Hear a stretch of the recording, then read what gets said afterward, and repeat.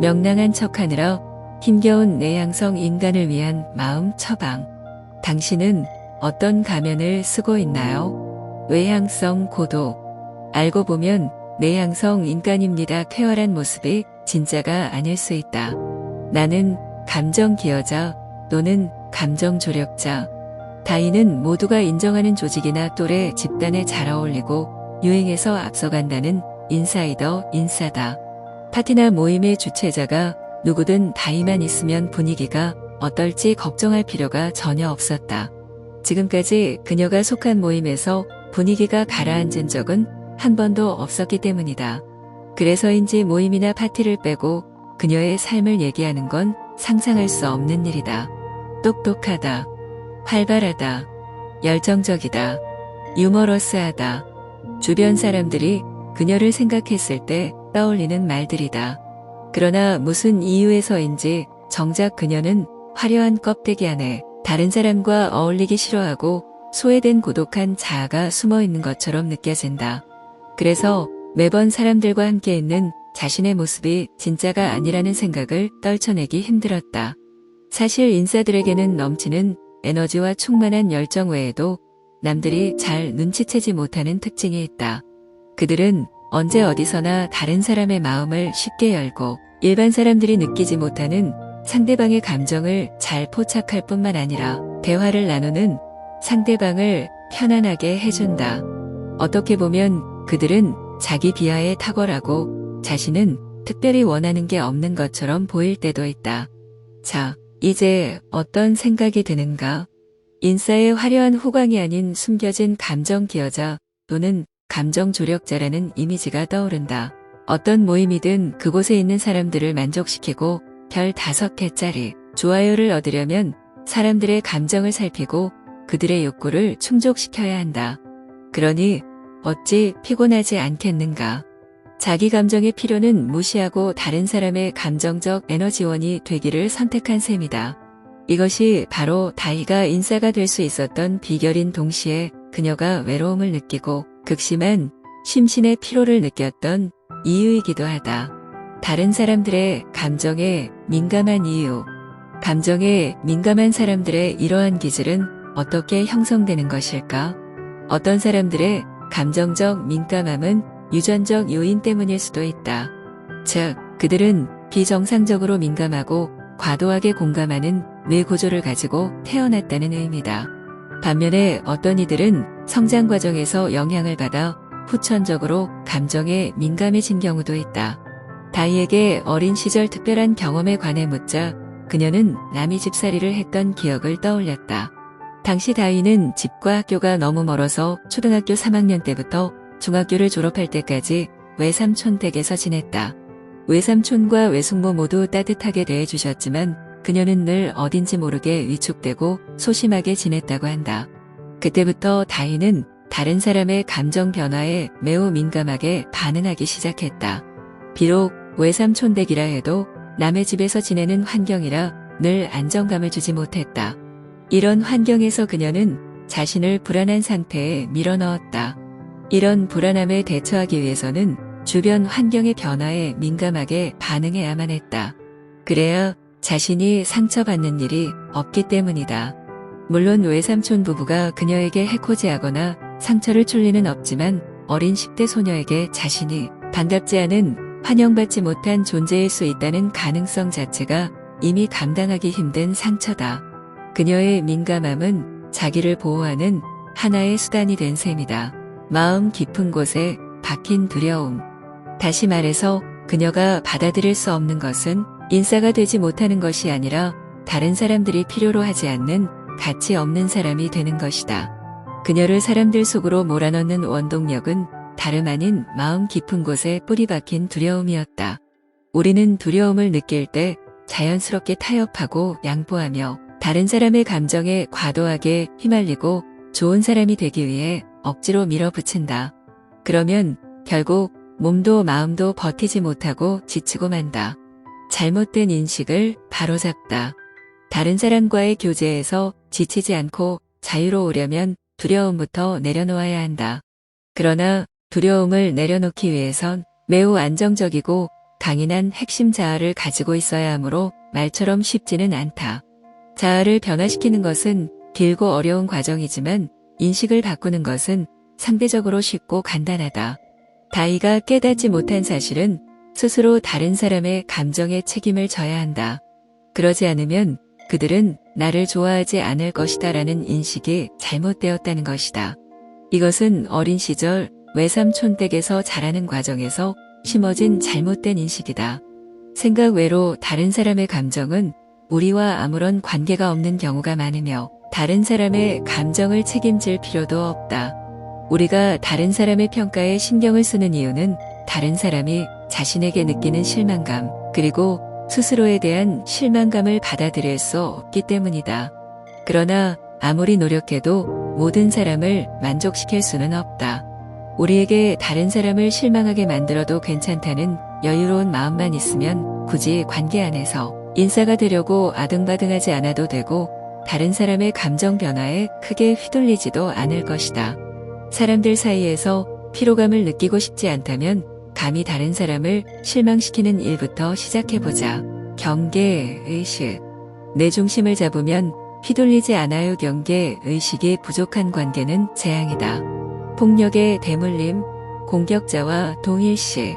영희의 존재는 어머니에게 언제나 다름없었다. 영희가 생기는 바람에 남편을 떠나지 못하고 자신의 운명을 바꿀 기회를 놓쳤다고 생각했다.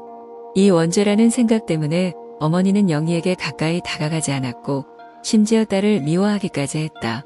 게다가 장애로 인해 남편이 더는 가족을 부양할 수 없게 되자 어머니는 가족의 생계를 위해 모든 수고와 무거운 짐을 오롯이 혼자 감당해야 했다.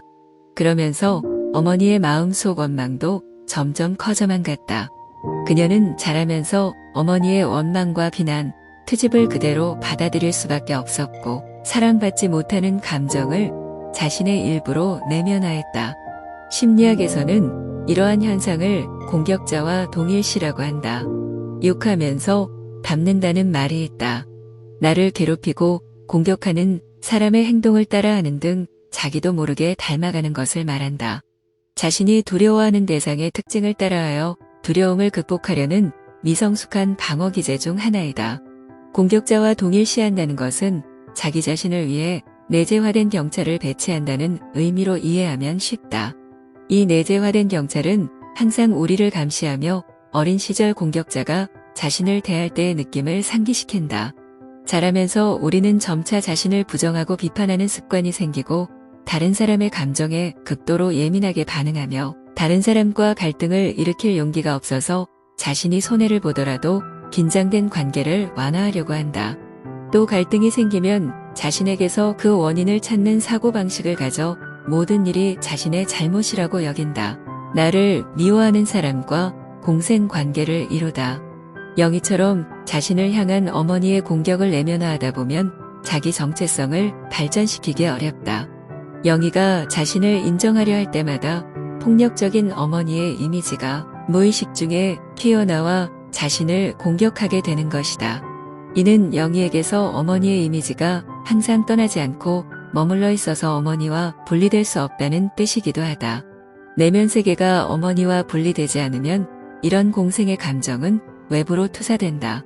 엄마로부터 비난을 당한 딸은 그 비난으로부터 자신을 지키기 위해 다른 사람에게 비난을 퍼붓는다.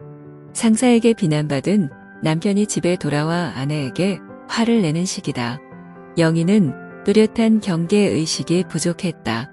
겉으로 보기에는 이미 성숙한 어른이었지만 내면은 항상 인정을 갈구하는 어린 소녀였다. 그녀에게 주위 사람들은 어머니를 대신하는 존재였다. 그녀는 자신과 타인을 심리적으로 묶고 나를 인정해달라고 마음속으로 외치고 있었다. 공격자와 동일시하는 방어기제에서 벗어나지 못하고 뚜렷한 경계의식을 구축하지 못하면 우리 삶은 그야말로 재앙의 길을 가게 될 것이다. 경제의식이 부족한 사람은 자신을 보호할 능력이 없기 때문이다. 무조건 참고 양보하고 타협하는 방법으로 자신을 내버려 두는 것은 결국 다른 사람이 마음대로 쳐들어오도록 문을 열어두는 꼴이다. 심리적으로 자신을 보호하지 못하는 사람은 반드시 현실에서 반복적으로 상처를 입게 된다. 영희에게 어머니의 공격은 사실 일종의 보이지 않는 조종이며 이 조종에서 벗어나지 못하면 끊임없이 어머니에게 인정을 구할 수밖에 없으며 결국 끝없는 내적 갈등을 초래할 것이다. 경계의식을 뚜렷이 하는 방법. 그렇다면 뚜렷한 경계의식을 세우는 방법은 무엇일까? 아니요라고 말하라. 다른 사람에게 아니요라고 말할 수 있어야 한다. 자신이 해야 할 일이 무엇인지 판단하는 유일한 방법은 자신의 감정을 존중하는 것뿐이다. 외부에 투사되는 자신의 모습을 점검하라. 우리가 이 세상과 관계를 맺는 것은 투사 방식을 통해서이다. 간단히 말해서 투사는 내가 생각하는 것을 말한다. 우리가 생각하는 것이 반드시 진실이 아닐 때가 많기 때문에 일이 생길 때마다 정말 그런가? 라고 자문해 보아야 한다. 중요한 것은 틀려도 괜찮다는 신념이다. 완전한 자기 수용을 이루기 위해서는 핵심 자아를 확립해야 한다. 자신의 실수를 허용할 줄 아는 사람이라면 다른 사람이 우리에게 영향을 주는 것도 우리의 경계를 허무는 것도 어렵다. 성장 과정에서 우리는 어쩔 수 없이 원가족의 흔적을 짊어지게 되는데 그 흔적에 얽매이면 매우 고단한 삶을 살게 된다. 또한 진정한 자신으로 살아가기도 힘들다. 우리가 처한 상황을 명확하게 보고 이러한 속박을 용감하게 돌파해야만 진정 새로운 삶을 살 수 있다. 단단한 자아 만들기. 진짜 행복은 단단한 자아에서 옵니다. 보통의 힘이 있다면 어떤 어려움에도 쓰러지지 않는다. 현실의 포레스트 검프, 가오우의 영화 얘기를 하다 보니 몇 년 전의 뉴스가 생각난다. 2017년 화동이공대학교 졸업식에서 선천적으로 청력을 잃은 가오우예가 졸업생 대표로 인사말을 했다. 제가 청각장애인이라 발음이 다소 정확하지 않을 수 있습니다. 그래도 한 글자 한 글자 정확하게 말하기 위해 노력할 테니 이해해 주시기 바랍니다. 부모가 모두 청각장애인인 가정에서 태어난 가오우예는 부모의 유전자까지 물려받아 태어나자마자 소리 없는 세상에서 자랐다. 그러나 할머니는 손녀를 포기하지 않고 낱말 카드를 들고 손녀의 입을 틔우기 위한 학습과 훈련을 이어갔다. 마침내 그녀는 일반 유치원과 초등학교에 갈 수 있었고 정상적인 교육을 받았다. 오랜 노력은 결실을 보았고 청각장애가 있는 소녀는 전체 예술계 학생 중 교양과목 1등, 전공과목 2등의 우수한 성적으로 화동이공대학교에 입학했다. 포레스트 검프의 어머니가 아들을 포기하지 않았던 것처럼 가우예의 할머니도 손녀가 다른 아이들과 다르지 않다고 굳게 믿었다. 인생의 본질과 목적은 정체성을 찾아가는 과정이다. 영화 속 포레스트 검프와 현실 세계의 청각장애 소녀 가오우예 모두 자신의 가장 가까운 사람에게서 남들과 다르지 않다는 자신의 모습을 확인받았다. 이러한 경험은 결국 내재화를 통해 자기 정체성을 형성하는 데 도움이 되었다. 고난 앞에서 침착하게 대처하는 사람은 모두 보통의 힘을 가지고 있으며 그들 안에는 나는 괜찮다는 믿음이 있다. 나는 괜찮다는 믿음은 나는 완벽하다라는 의미가 아니라 불완전한 자신도 포용한다는, 즉 나에게 결함이 있어도 나는 괜찮다는 자기 정체성이다. 이런 자기 정체성을 가지고 있다면 우리는 힘겨운 상황에서도 침착하게 앞으로 나아갈 수 있다. 이 세상의 불확실성과 함께 춤을. 인생을 살다 보면 누구에게나 갑작스러운 실직이나 사랑하는 사람의 배신, 자녀의 입시 실패, 가까운 사람의 죽음 등 고통스럽고 막막한 순간이 찾아온다. 이처럼 인생의 암울한 순간에 우리는 마치 제니를 잃은 포레스트처럼 어떻게 해야 할지 혼란스러워한다. 우리는 달리기를 선택한 포레스트와 달리 불안이나 우울과 같은 부정적인 감정에 빠지면서 문제에 대한 확실한 해답을 찾으려 애쓰고 상황을 바꾸는 데 집착한다. 세상에는 해답이 없는 질문과 바꿀 수 없는 일이 많다. 이 세상의 불확실성과 함께 춤을 출 수 있을지는 보통의 힘을 가지고 있느냐에 달려있다. 보통의 힘은 그럼 그렇게 하자라는 고차원의 지혜다. 그럼 그렇게 하자는 아무것도 하지 않는 것이 아니라 최선의 노력을 기울인 뒤에 원래의 모습을 받아들이고 자신과 화해하는 것이다.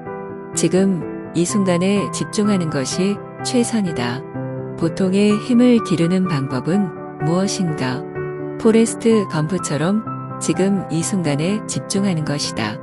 IQ는 낮지만 포레스트 검프는 군대에 입대한 후 좋은 평가를 받았다. 다른 이유는 없었다.